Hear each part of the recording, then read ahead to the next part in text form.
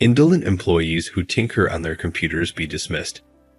To put it mildly, James Smith, the company's 59-year-old new CEO, is incompetent. He needs assistance to make copies because he is so digitally illiterate. Naturally, I believe he's the worst, but so does everyone else. He branded me a lazy thief without even attempting to grasp the nature of my profession as an engineer. James arbitrarily changed the company's policies, which made working there intolerable. I gave up trying to follow him and did as he asked, resigning. He called me nonstop the day after I resigned. It appears that the management system I designed contained a mistake. I handed him a condition in exchange for his command to correct it. Jason Williams, the company's lone system engineer, is 42 years old and in charge of the management system. Being a tiny company, we are never fully staffed. Although we appreciate requests from clients, we are always working overtime due to a staffing shortage. I intended to speak with James about expanding our recruiting in the near future. But the sales department keeps piling work on me as if to obstruct me. Incorporate this choice. The deadline has accelerated, so move quickly. They press their demands without thinking about how much it will cost me. There were a lot of engineers at the company when I started. I was just getting started, copying my seniors, but before I realized it, everyone had left, leaving me alone. Having to do everything by yourself was more taxing than the loneliness of losing coworkers. We were told that the CEO would be replaced at this time. The outgoing CEO, James Smith, a 59-year-old vice president, was leaving his position due to age. "Hello, I'm James Smith, the new CEO," James said as he arrived at our meeting this morning. "Let's put forth a lot of effort to expand this business." Although I was taken off by his patronizing tone, I had hoped that a new CEO would bring in more engineers. I went over to talk to him about it right away. "James, I have something to discuss." "Who are you?" He gave me a wary glance. It was surprising that, despite our infrequent encounters, he had not recognized me after more than a decade of working for the company. "Jason Williams, the engineer, is who I am. Have you overlooked it?" "Technician. Is there such a department even here?"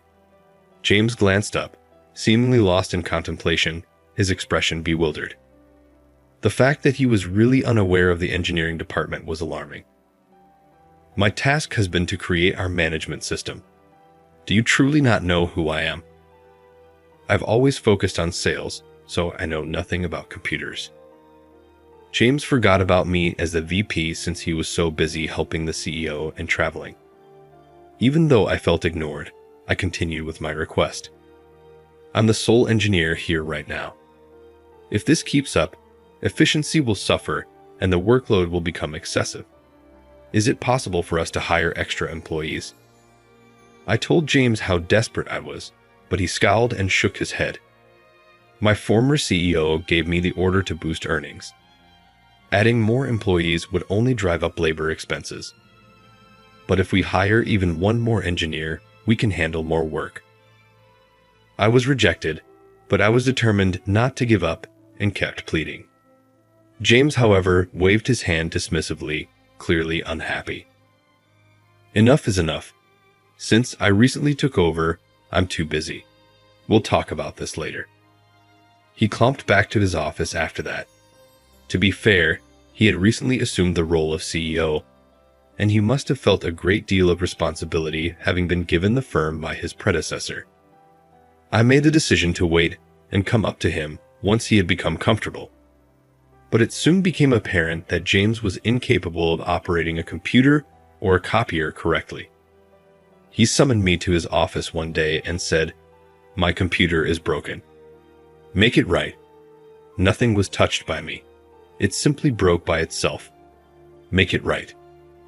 I never even got the chance to question because he insisted it wasn't his fault. There was nothing happening when you pressed keys on the black desktop screen. Observe? I detest computers because of this. They simply snap without prior notice. Okay, Let me take a look. I looked for any peripheral problems. I identified the issue in less than a minute. Peering beneath James's feet, I noticed a cable disconnected from the outlet. The electricity must have been mistakenly turned off by kicking it. I showed it to him after picking it up. Look, it was just unplugged. When I plugged it back in, the computer functioned flawlessly and the power came back promptly. When James realized it was his error, his eyes grew wide. If it's fixed, you can leave this place. Return to your work now. I was kicked out of his office, and as I looked down the corridor at a garbage can, I instantly remembered his face and instinctively kicked it. James was obviously quite technologically illiterate and had no familiarity with computers. How, therefore, did he work and advance in his career? He used to be a salesperson. Since he used outside sales to meet his quotas in his earlier years, he frequently claimed that office labor involving computers belonged on his subordinates' shoulders. James called me over one other day, and it turned out he needed some documents copied. For me, making copies is something you can do quickly on your own. Cease talking. I don't get along with the newest copiers. Simply carry it out. With some reluctance, I took the documents he handed me and stood in front of the copier. I sighed deeply to be called for such insignificant activities, especially during working hours. Mr. VP, why don't you ask someone else? You called me, but why? As I was putting the documents into the copier, I questioned James. He had a red pen tucked behind his ear and was reading a newspaper about racing. Since you appear to be the least busy, nobody spends their entire day typing on a computer except for you. What? I could not disguise my bewilderment at his reply. Developing the company's security software and management system is my responsibility. I was consistently able to make deadlines even with the sales department's outrageous demands. We've stayed clear of client complaints and kept the company's good name because of my efforts. However, it was startling that James, the CEO, didn't comprehend what I'd done. Are the copies done? Indeed, it's finished. You may now proceed. James accepted the original and the copies I had taken from the copier and placed them on his desk, but he didn't even glance at them. Instead, he made a chin gesture. I exited his office after making sure my duty was completed. A coworker I frequently see in the corridor sympathized with me when I told him about James' phoning. The CEO has been forcing other staff members to use computers to handle data and generate copies. Really, a CEO's poor technological skills are a concern. It appeared that everyone knew how incompetent James was, so I wasn't the only one having trouble. We both laughed till we were exhausted. We believed that with a new CEO, things would improve. Yes, this CEO isn't as good as the last one. We joked our way out of there, and I returned to my work. Everyone was aware of James' incapacity and hoped he would be replaced soon, but our desires were unlikely to come true. James exacerbated the situation. Remote work is not necessary. Being a home worker is basically being indolent. Even in the midst of a cyclone, everyone needs to enter. Our organization had previously used remote work amid a large viral outbreak. For a while, I worked from home, and I was surprised at how convenient it was to not have to travel. However, James thought that working from home was a sign of laziness and mandated that everyone report to work every day, no matter what. We were vehemently against this. Why are you giving up your remote job? Some youths are working from home while wearing pajamas, according to what I saw on TV. Such apathy won't be tolerated in our organization. James was attempting to alter corporate policies in light of television programming. The fact that his capricious choices were making our load heavier was intolerable. I have 3 small kids, a childbearing employee then said. I was able to take care of them when they were ill and finish my work because of remote employment. Give the children to somebody else. Invest in a nanny or similar. I don't make enough money to hire a nanny. This infuriated James, who bellowed, "Low pay is due to your lack of ability. Please don't hold me responsible." James modified policies at will and disregarded all employee appeals after that. Everyone distrusted him, myself included, because of his self-serving actions. I started to worry that, in order to protect myself, I might need to quit this company if things went any worse. I began to bring specific things from the office everywhere I went. Though I hope I'd never use them, I had them just in case. I'm struggling to meet deadlines at work today and am experiencing discomfort. I was hoping to wrap up on time and have a lovely Friday, but yesterday, right before I left, a salesperson gave me extra stuff to do. They added, "Make sure the deadline stays the same," to their immediate agreement to a client's request for additional features, leaving me to work late as everyone else went home. Why does this always end up falling on me? Damn it. I have to work overtime on Friday. Even if my working hours increased, I would still receive overtime money, so I complained but refrained from protesting. That was bearable when you considered the additional compensation. My primary motivation for remaining at this firm is their overtime compensation. Friends who are engineers at other businesses complain about having to work from home and not getting paid overtime or being prohibited from working overtime. My firm might still be decent in comparison to them. But with James's recent policy changes, their future was in doubt. The first pay period after James took over as CEO was next week. This was the day I had been waiting for, my reward for working so much extra. When payday finally arrived, pay slips were given out. Excited, I looked up my amount and was taken aback. Why is it lower than it was previously? Glancing around, I noticed workers contentedly debating how they would use their salary. I went straight to the CEO's office because I was upset that my pay stub did not reflect any overtime pay. But before I faced James, I made sure I looked through the things I was carrying. "James, why is there no overtime pay on my slip?" I yelled at him, but he was apathetically reading the newspaper. I took the paper from him because I was irritated by his lack of interest, which caused him to become agitated. "Because you're just slacking off." He reclaimed the newspaper from my grasp. "You stay late every day just to get overtime pay, right?" I was enraged by his ignorance and got goosebumps from his arrogant expression. "Pardon me, but I put in extra hours to make sure that my clients are happy. Our business excels in offering a safe management method. You're working late because you're slow at your job." His derisive chuckle enraged me even more. "Let's say for argument's sake that I'm at fault, but legally, you must pay overtime." I gave a solid pushback, but James only chuckled at me, seemingly unaffected. "What occurs if I fail to compensate a subpar worker? Do you think I'll go to jail? Maybe not arrested, but your reputation and the company's will surely suffer." He scowled when he heard this. "So please review my overtime pay immediately." I pounded his desk with my pay stub. If I persisted this far, I figured he would grudgingly comply. I wouldn't mind if they paid me fairly, even though there might be conflict between us. It would be resolved with just remuneration. However, what he said next gave me no hope at all. "There's no money to pay someone who plays around on the company's dime." How come? I was taken aback by his response and left stunned. He did not intend to understand, even though he was putting in extra hours for the benefit of the company. You consider yourself an engineer, but in reality, you're simply a computer geek. Your work may be done by anyone in another department. What? The mechanism of our business is under my control. However, James grimaced as he got up from his chair and gestured toward me.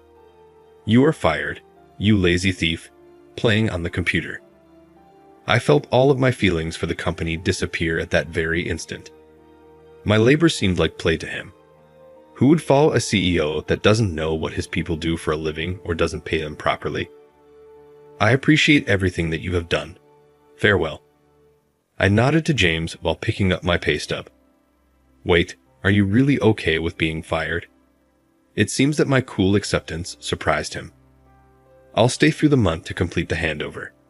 I then departed from his office. After that, I took some time to prepare to quit the company where I had worked for more than 10 years and to transfer my responsibilities to reliable colleagues. On my last day, my coworkers gave me a flower and said goodbye, even though they were sad to see me depart. Although it was bittersweet to bid James farewell, I was disappointed not to get paid what was due to me. I felt bad that I hadn't pressed for my overtime compensation. However, my phone started ringing nonstop the day I resigned. I disregarded the unsettling feeling of seeing an unknown number phoning since the morning. But after 10 calls, I gave up and decided to answer just to vent my frustration. Stop being so persistent. Whoa, don't yell at me. I was surprised to see it was James. James, what do you want? Come to the office right now. He was hurrying me and sounded desperate. Why? I take it that I'm no longer needed there. Just go quickly. According to your coworkers, they require you. It appeared like not only James, but also the other staff members were in a panic. I picked up my luggage and made my way to the office, worried about them. Upon my arrival, I discovered that everyone was engrossed in their laptops and was overloaded with phone calls. Jason, all the staff turned to face me at once as soon as they saw me. Jason, please lend a hand. What took place? I requested them to explain from the beginning after calming them down. The problem surfaced this morning, one day following my resignation. The person I had given the task of handling the handover to attempted to resolve a problem that had arisen in the management system. Important data, such as client information and thorough product records, are stored in the management system. The company would suffer greatly if this information was leaked and utilized improperly. If handled calmly, the issue could have been resolved swiftly, but James's interference made things worse. An error that wasn't addressed in the handbook happened when he attempted to solve it himself, and only I was able to fix it. There was a chance that data would leak if the problem wasn't fixed, which would seriously erode customer confidence. Every employee was manually moving customer data to a different file in order to stop this. James arrived as I was wrapping up my explanation of the circumstances. You're here, I see. I mean, this is beyond anyone else's capabilities. Quickly fix the computer. Asking someone who has resigned for assistance is awkward, but we don't have anyone else to turn to. Jason, please assist us. I paused to consider my options before responding. Then I'll demand compensation for wrongful termination and my unpaid overtime, in response to pleas for assistance from James and the staff. I extended my hand and gave James a fierce look. After firing me, it's convenient to ask for assistance. Given that the firing was your fault, I'm requesting $10,000 in payment. James became visibly agitated and started to perspire. Everyone in the office looked at him. Why should I give you money? He insisted that I was slacking off and that I had been disobeying my responsibilities. I never took a break. We would have gotten complaints if I had been careless. The sales staff in the corner of the room looked aside nervously when I glanced at them. They simply accepted the expectations of the client and gave me all of the job. Even though I managed deliveries for multiple businesses on my own, I never had any complaints. That's how much I valued my work. You made a mistake in terminating me. How come? You got yourself into this predicament due to your lack of engineering comprehension.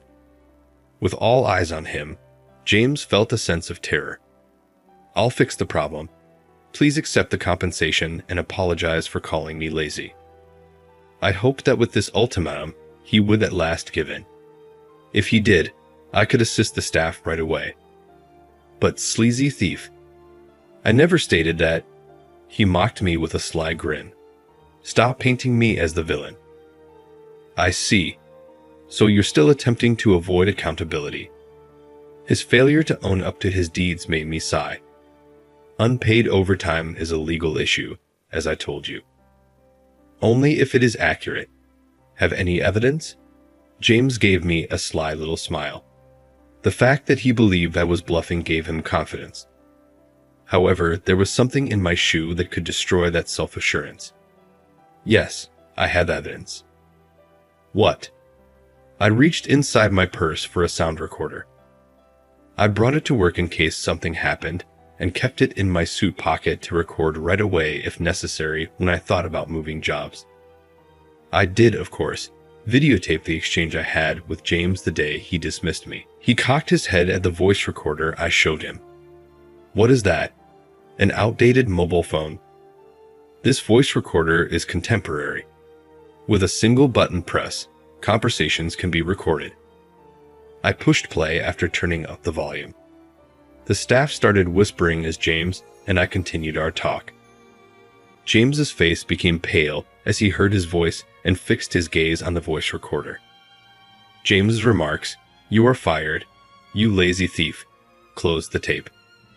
I could hear the staff whispering to me as I was using the computer. That is very bad. Jason is a very skilled engineer. Using a computer to play games? The CEO reads newspapers about horse racing all day long. They gave James a really disdainful stare. Talking his way out of this was not an option. I chose to exert even more pressure. I pulled a stack of papers out of my backpack and showed James. These are my time card printouts.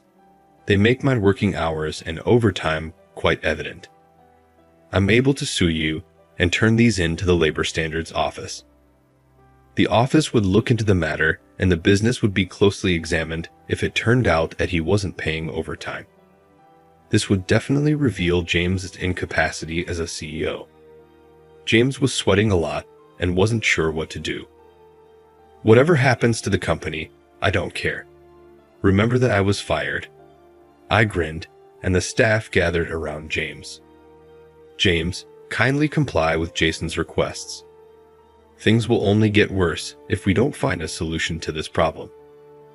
Under pressure from the staff, James hesitantly mumbled, Fine. Simply wait a little while.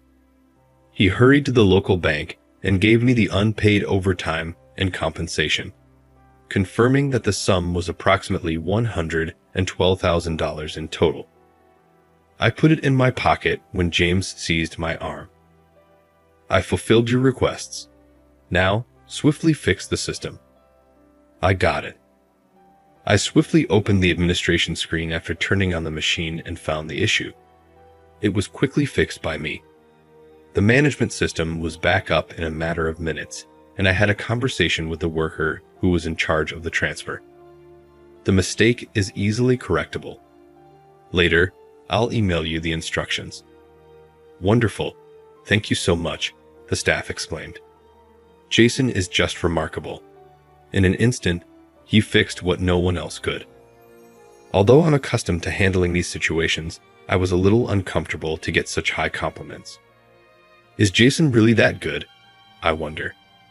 He is, of course, the only engineer we have. With their eyes wide and fingers in their mouths, they appeared astonished. Maybe James even came to understand the value of an engineer in the end.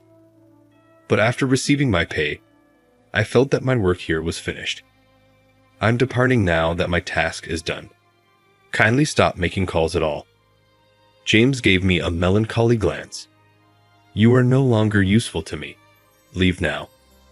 The worker's expressions hardened as he spat out these comments, gazing at him with bitterness. I spoke something to them before I left. Don't hold your complaints inside. Share them with others. Speaking up is important sometimes. I praised them and departed from the organization. Later on, I was looking for a new career and helping a friend with their work. Seek employment in my 40s.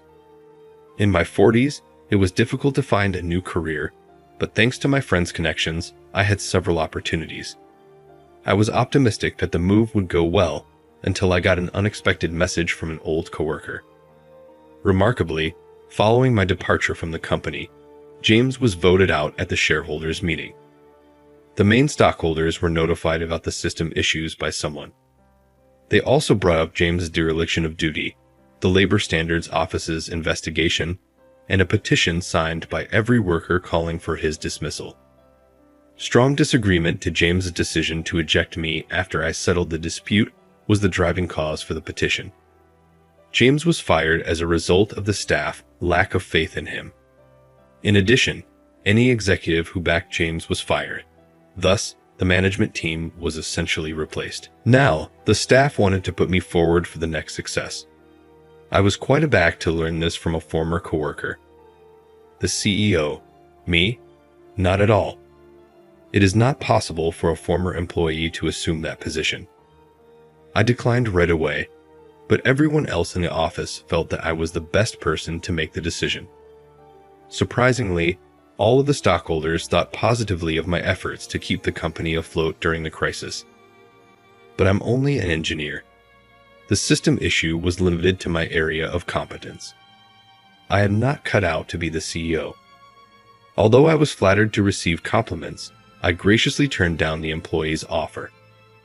However, the workers begged me to come back to the company the following day when they visited my home. Jason, you made several attempts to discuss upholding the company's policies with James through negotiation. We can only rely on you to be our leader. Please, let's resume our collaboration. Their cries for help nearly won me over. I appreciate you coming here, but I was ready to say no when one of the staff members announced that James had left the organization. This is our opportunity to make the workplace better. Yes, James lost his job. It was because I didn't want to follow James that I took my firing. I could improve the working atmosphere now that he was no longer there and I had the chance to rebuild the business. We'll support you, Jason, so please come back.